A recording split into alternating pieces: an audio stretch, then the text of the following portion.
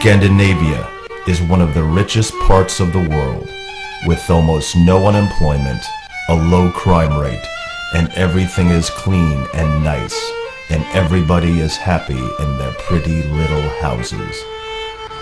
But underneath this perfect surface lies a monster, a beast.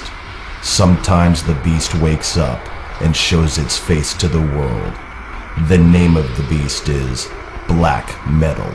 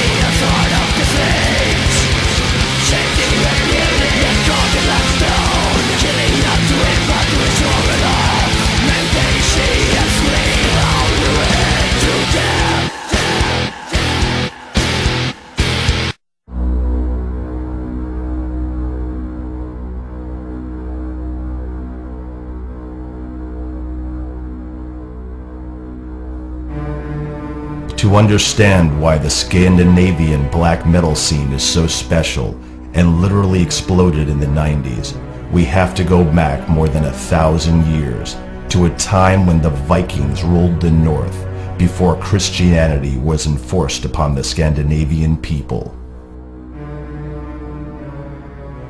I think it's really important to remember the evil and brutality that the Christians actually, the way they did here in Scandinavia. Especially in Norway, they slaughtered thousands of people and oppressed them and stole their children. They converted the Vikings to the religion Christianity.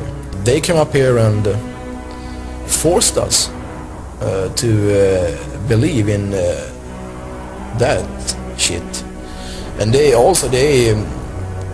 forced us with violence. Forced snakes down people's throats, so they were and so many crazy things to get people to be Christians, you know.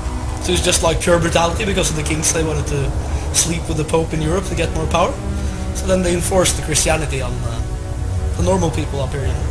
We have a great history and our mythology.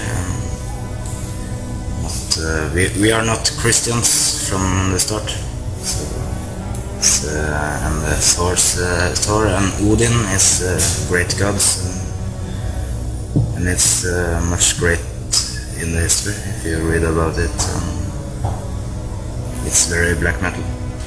They were more personal in the way that they had contact. When it comes to to put it into black metal, it has something to do with the nature, your blood, the feeling around you. I think especially in Scandinavia, especially in Norway, because it's really, you have the dark. It's forest, it's water, it's hard, you know, and you get you really feel it in your body when you're in contact with it. If you do it the right way, you have to put your hands in the ground and feel the nature where you come from.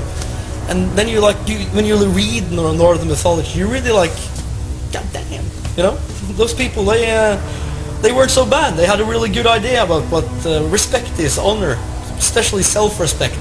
Everybody think they were just running around killing and raping and being fucking idiots all the time, but they did that when it was necessary.